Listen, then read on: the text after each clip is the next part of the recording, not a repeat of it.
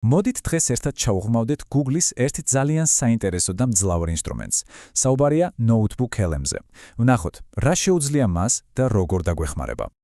ალბათ ყველასთვის ნაცნობი სიტუაცია არა, როცა უზარმაზარ ინფორმაციასთან გიწევს მუშაობა. კვლევების მთელი დასტა, უამრავი სტატია და ცდილობ ამ ქაოსიდან რაღაც ღირებული ცოდნა გამოიტანო.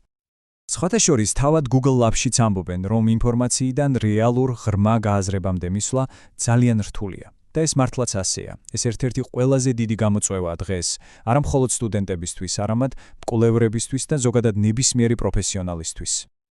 და აი წარმოიდგინეთ, რა იქნებოდა, რომ ყავდეთ პერსონალური AI ასისტენტი, ოღონდ არა ზოგადი, არამედ ისეთი, რომელიც კონკრეტულად კვლევისთვის და რთული იდეების გასაზრებლად არის შექმნილი. სწორედ ეს არის Notebook LM. ეს არის, ასე ვთქვათ, თქვენი პირადი ციფრული ბლოკნოტი, რომელიც ხელოვნურ ინტელექტზეა დაფუძნებული. მისი მთავარი მიზანია დაგეხმაროთ, რომ რთულ მასალაში სწრაფად გაერკვეთ, დაინახოთ კავშირები და მიიღოთ ახალი იდეები. კარგი, მაგრამ შეიძლება იკითხოთ, რითგან სხომდება ის სხვა უამრავი AI chatbot-ისგან? აი აქ მივდივართ ყველაზე საინტერესო ნაწილთან. მისი მთავარი უპირატესობა ისაა, რომ ის მხოლოდ და მხოლოდ თქვენს მიერ მიწოდებულ ინფორმაციას ეყრდნობა. ამას წყაროზე დაფუძნება ჰქვია, ანუ იმის მაგივრად, რომ პასუხები მთელი ინტერნეტიდან მოძებნოს, Notebook LM შემოიფარგლება მხოლოდ იმ დოკუმენტებით, რომლებსაც თქვენ ატვირთავთ. შედეგად, ის ხდება თქვენი პერსონალური ექსპერტი კონკრეტულად თქვენს თემაზე. და რაც მთავარია, პასუხები ყოველთვის რელევანტურია და მათი გადამოწმებაც ძალიან მარტივია. ეს სლაიდი კარგად აჩვენებს ამ კონტრასტს. წარმოიდგინეთ, Notebook LM არის თქვენი პირადი სპეციალისტი, რომელიც მხოლოდ თქვენს მასალას სწავლობს და პასუხებსაც ციტატებით ამყარებს. მეორე მხარეს კი არიან ზოგადი chatbot-ები, რომლებიც ყველაფერზე საუბრობენ, მაგრამ რადგანაც უზარმაზარ გადაუმოწმებელ ინფორმაციაზე არიან დატრენინგებული, ხანდახან ფაქტებს იგონებენ, ანუ ჰალუცინირებენ. და რისი ატვირთვა შეგიძლიათ ამ ცოდნის ბაზის შესაქმნელად?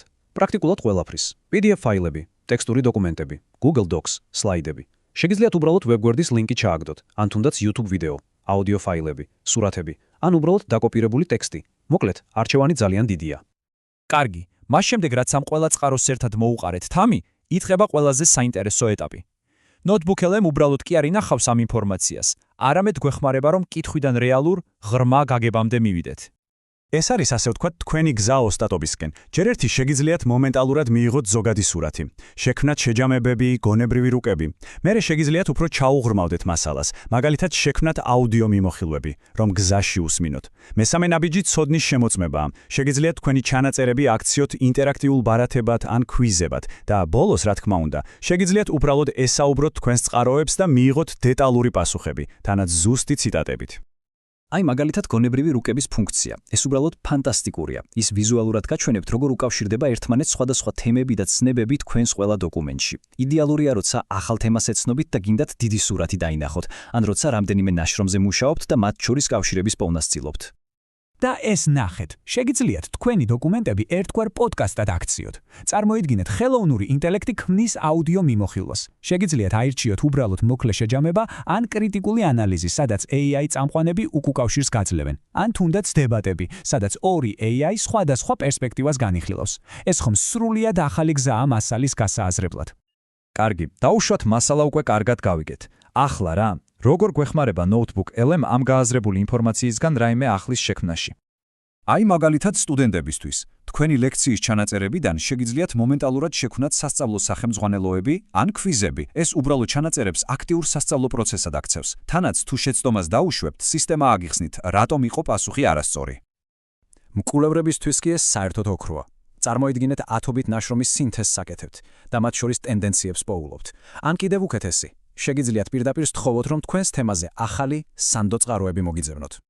ხოლო თუ კონტენტის შემქმნელი ხართ, ეს ინსტრუმენტი დაგეხმარებათ, რომ თქვენს კვლევასა და ჩანაწერებზე დააყრდნობით, შეადგინოთ სცენარის, ბლოგ პოსტის ან თუნდაც ბიზნეს გეგმის პირველადი ვერსია. ის თქვენს მასალაში არსებულ თემებზე ააგებს მაღალი ხარისხის სტრუქტურირებულ დოკუმენტს. და იცით, ეს ყველაფერი რაზე მიუთითებს? იმაზე, რომ ჩვენ ფუნდამენტალურად ვიცვლის მიდგომას ინფორმაციასთან მუშაობის მიმართ. ეს უკვე სწავლის მომავალია.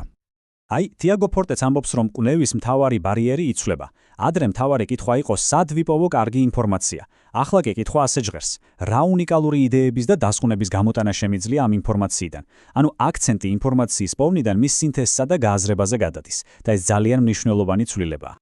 რაც შეეხება ხელმისაწვდომობას, Notebook LM-ს აქვს უფასო ვერსია, რომელიც საკმაოდ ბევრ ამას გთავაზობთ. 100-მდე ბლოკნოტი, 40-მდე წყარო თითოში, მაგრამ თუ უფრო აქტიური მომხმარებელი ხართ და მეტი რესურსი გჭირდებათ, არსებობს Pro ვერსიაც, სადაც ლიმიტები გაცილებით მაღალია. ასე რომ საბოლოოდ მთავარი კითხვა აღარ არის, სად არის ინფორმაცია. მთავარი კითხვაა, შენ რა ისტორიას დაწერ. როცა ასეთი ინსტრუმენტები გვაქვს, რომლებიც ჩვენს აზროვნებას აძლიერებენ, ერთადერთი ზღვარი ჩვენივე ცნობის მოყვარეობაა. ის კითხვები, რომლებსაც დავსვამთ და ის კავშირები, რომლების დანახვასაც შევძლებთ.